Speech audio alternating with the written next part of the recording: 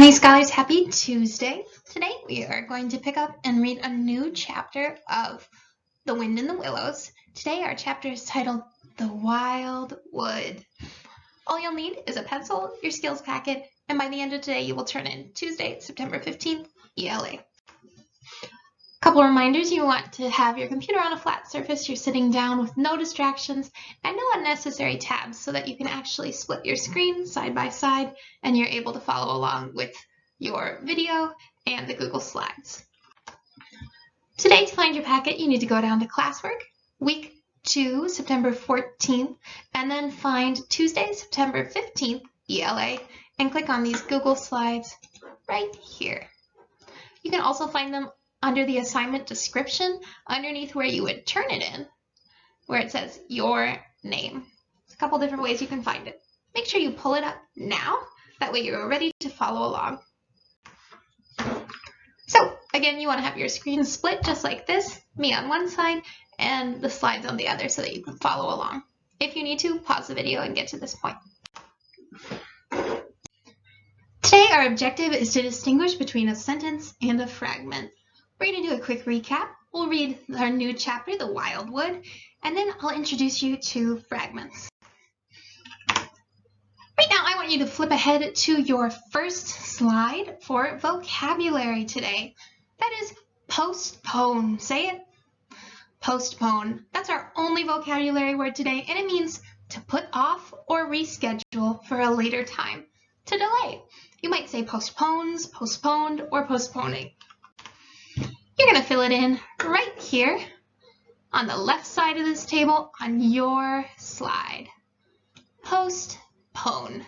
Type that in the yellow box. And now at this point, you're going to pause in your slide. So stop on this exact slide that you see in yours. Do not work ahead. We're going to go ahead and start our read aloud in just a second, so you won't need to touch your slides for a little while. Today, I want to think about what season our story takes place in. When we started our story, it was spring, and we know because Mole was spring cleaning. But in the last chapter, this second chapter, we see that it's transitioned to summer, and they're going to call on Toad. This new section, we're going to see a new season. And we know our 4 seasons are spring, winter, summer, fall. So we've already seen spring and summer. We might see fall or winter. I also want you to remember the difference between dialogue and perspective. Our dialogue is the words that a character says. So those are in quotation marks, the 2 little dashes next to their sentences. Perspective is instead a literary tool that describes whose experience we are learning more about through the story. And the perspective in a story can change. Today, we'll see the perspective start with Mole, and then it will shift to Rat. So we'll see it from Mole's point of view first, and then we'll see it from Rat's point of view. So listen carefully today for examples of perspective. Quickly to review, the plot is the events of the story. Setting is where the story takes place. Dialogue, that's the words that the characters speak to one another. And perspective is how someone sees or experiences something. And let's begin. The Wind in the Willows.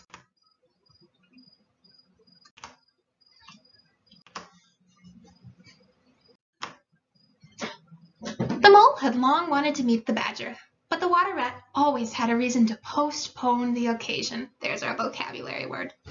Badger will turn up someday or other, the Rat would say. Couldn't you ask him to dinner? Said the Mole. He wouldn't come, replied the Rat simply. Well, then supposing we go and call on him, suggested the Mole. Oh, he wouldn't like that at all, said the Rat, quite alarmed. Besides, he lives in the middle of the wild wood. Well, supposing he does like it, said the Mole. You told me the wild wood was all right. I know, so it is, replied the Rat evasively. But he wouldn't be at home this time of year anyhow. The Mole had to be content with this. Summer had left, taking the warmth and sweet fragrances with it. The autumn and winter days brought cold winds and glistening frost. No one thought about boating, and so, with time to ponder, The mole began to think once more of Badger. In the wintertime, the rat slept a great deal. He retired early and rose late. Consequently, the mole had plenty of spare time on his hands.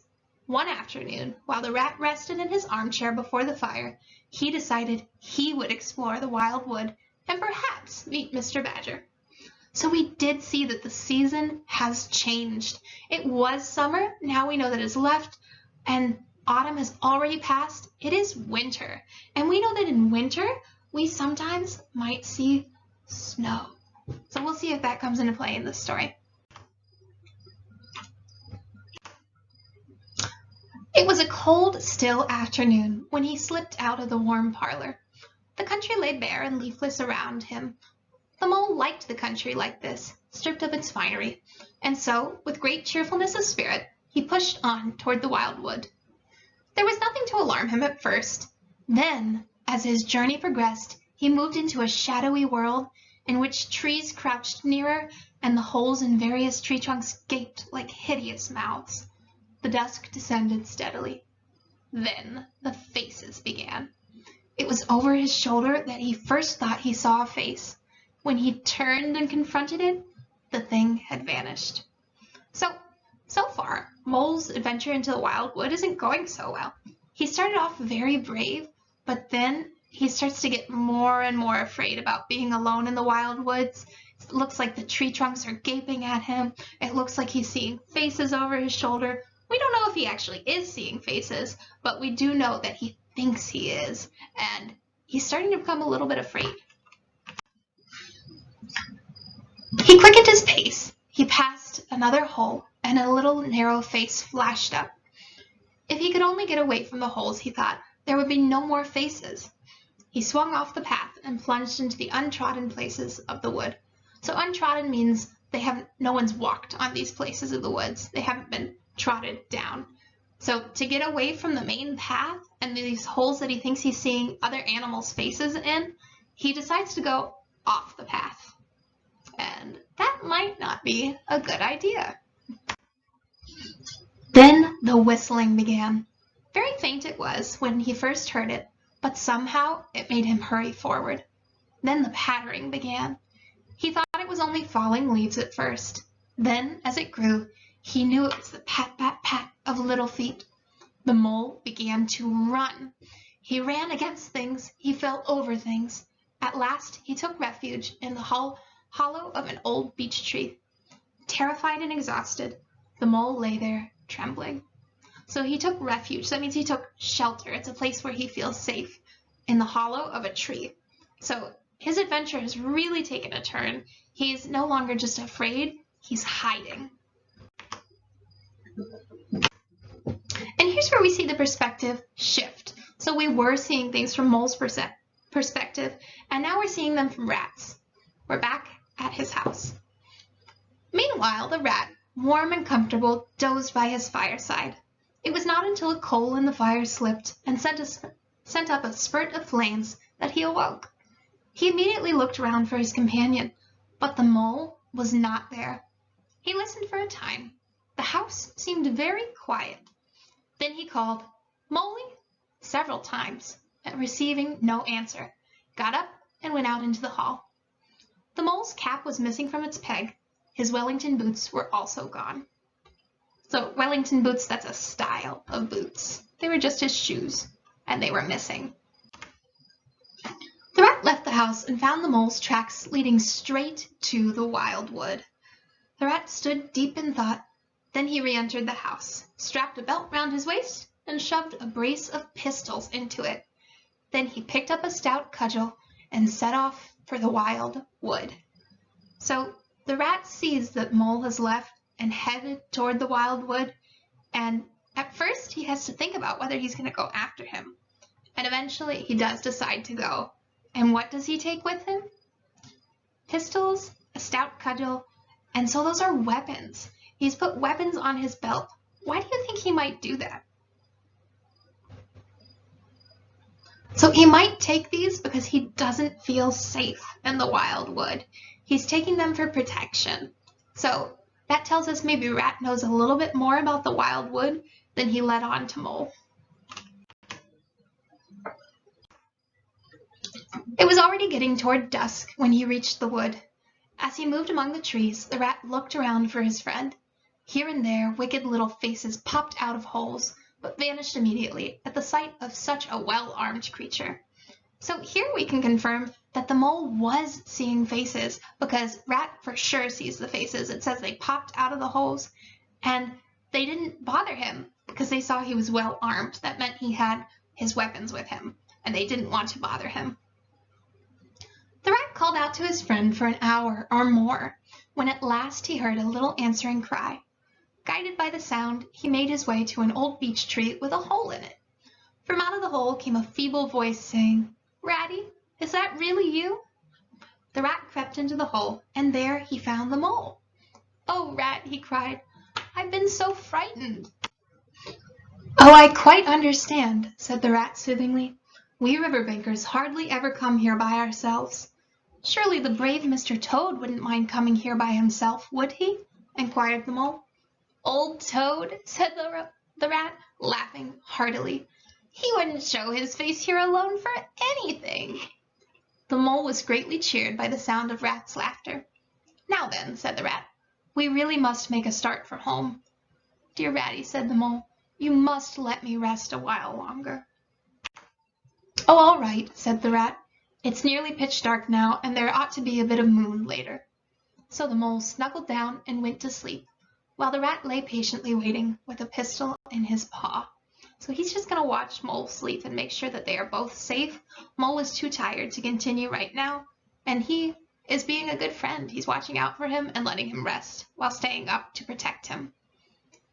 When at last the mole woke up, the rat said, "Now then, I'll just take a look outside and see if everything's quiet, and then we really must be off." He went to the entrance and put his head out. "What's up, Ratty?" asked the mole. "Snow is up," replied the rat briefly, "or rather, down." The mole came and crouched beside him, and looking out, saw that a gleaming carpet of fine powder was springing up everywhere. "Well, it can't be helped," said the rat. "We must make a start. The worst of it is, I don't know exactly where we are, and now this snow makes everything look so different."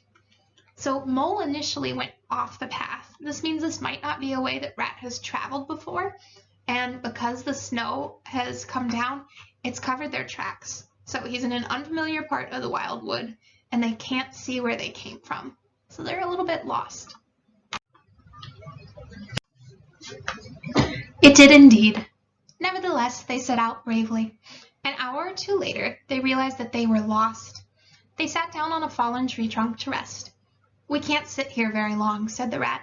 "The snow will soon be too deep for us to wade through." He peered about him and considered. "Look here," he went on. "There's a dell down there in front of us. Let's make our way down into that and try to find some sort of shelter." So once more they plodded onward. As they searched for a corner that was dry, the mole tripped and fell forward on his face. "Oh, my leg!" he cried. "Oh, my poor shin!" "Poor old mole," said the rat kindly. "You don't seem to be having much luck today. Let's have a look at that leg." "I must have tripped over a hidden branch or a stump," said the mole miserably. "It's a very clean cut," said the rat, examining it. "It looks as if it was made by a sharp edge of something made of metal." "Well, never mind what done it," said the mole, forgetting his grammar in his pain. "It hurts just the same, whatever done it." But the rat, after carefully tying up the leg with his handkerchief, was busy scraping in the snow. He scratched and shoveled while the mole waited impatiently. So Mole tripped over something, and it's sharp, and that kind of piques the rat's interest, and he wonders, what is hiding here? Suddenly the rat cried, "Hooray! What have you found, Ratty?" asked the mole. "Come and see," said the delighted rat. The mole hobbled up to the spot and had a good look. "Well," he said at last slowly, "I see it right enough. A door scraper. Well, what of it?" So a door scraper is a small metal frame, and it's located near a front door, and that helps people to scrape the mud off of their shoes before entering their house. And that's what the mole tripped over. "But don't you see what it means?" cried the rat. "Of course I see what it means," replied the mole. "It means that some very careless person has left his door scraper lying about in the middle of the wild wood." "Oh dear, cried the rat in despair. Here, stop arguing and come and dig. And he set to work again and made the snow fly in all directions. So the mole thinks this is nothing, but Rat is clearly trying to tell him that they found something very important. Let's find out what. After some further effort, a very shabby doormat lay exposed to view. There, what did I tell you? Exclaimed the rat. Absolutely nothing, replied the mole with perfect truthfulness. You seem to have found another piece of domestic litter. Do you mean to say, cried the excited rat, that this doormat doesn't tell you anything? Really, Rat, said the mole, who ever heard of a doormat telling anyone anything? They simply don't do it. Doormats know their place. Now look here, you thick-headed beast, replied the rat, really angrily. Keep digging if you want to sleep dry and warm tonight. So they found a door scraper where people scrape the mud off their shoes, and they found a doormat. And Mole isn't putting it together. That might mean they found more than just what he sees. The rat, using his cudgel, attacked a snowbank with great ferocity. The mole scraped busily too. Some 10 minutes later, the rat's cudgel struck something that sounded hollow. He called the mole to come and help him. Before long, their efforts were rewarded. For there, in the side of a snowbank, stood a little door. An iron bell pull hung by the side. Below the bell, on a small brass plate, were the moonlit words, Mr. Badger. So you can see the bell pull here in this picture. I'll circle it for you. It's just like a doorbell, but you pull on it and it triggers a sound that rings inside the house to let someone know someone's there, just like a doorbell. The mole fell backward on the snow. Rat, he cried, you're a wonder. You knew that if there was a door scraper, there's bound to be a doormat. If only I had your head, Ratty. But as you haven't, interrupted the rat, I suppose you're going to sit on the snow all night and talk? Get up at once and hang on to that bell pull while I hammer. So the rat doesn't even want to talk right now. He wants to get inside where it's warm, and the mole is just so in wonder that he even thought to think there was a house here. So which season is this chapter set in? It's the winter. And how do we know? Because it's cold and snowy, and the mole is wearing warm winter clothes. When Mole asks Rat to go with him to see Mr. Badger, why do you think the rat wants to postpone the visit, or tells the mole evasively he doesn't think Mr. Badger is at home? So Mr. Badger lives in the wild wood, and Rat seems a little bit uncomfortable going there. He'd rather Mr. Badger come to visit him.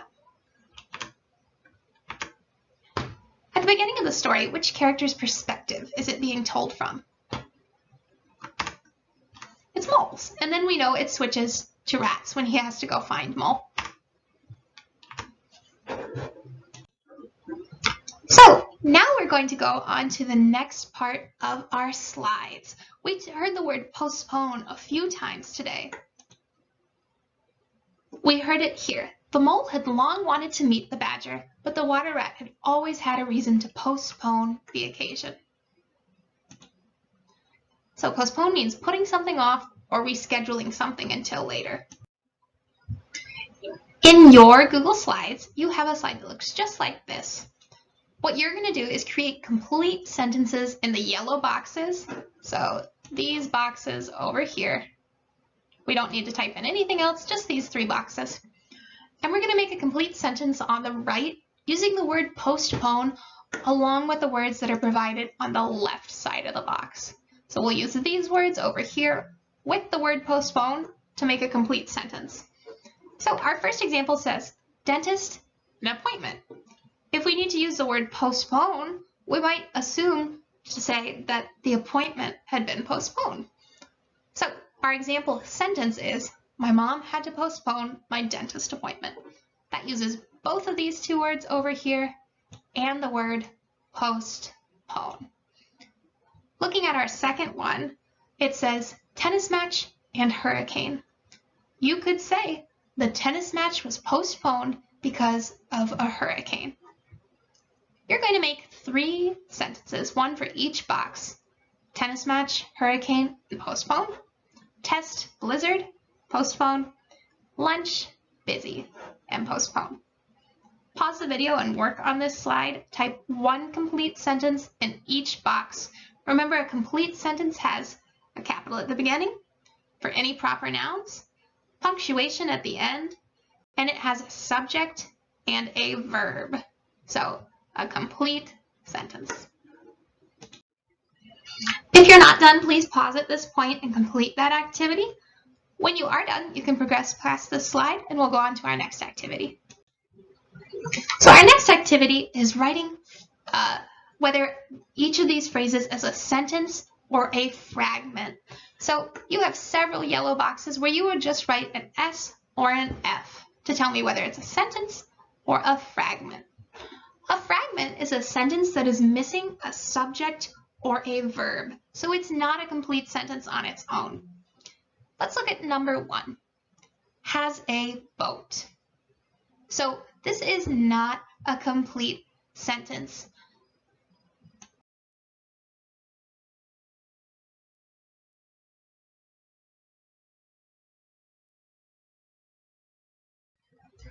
So since it's not a complete sentence, that makes it a fragment. We have a verb, has, that's the verb in this case, but we don't know who has a boat. We're missing our subject.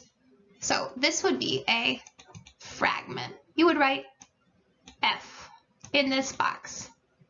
Go ahead and do that in your box now. Number 2, Mole lives underground.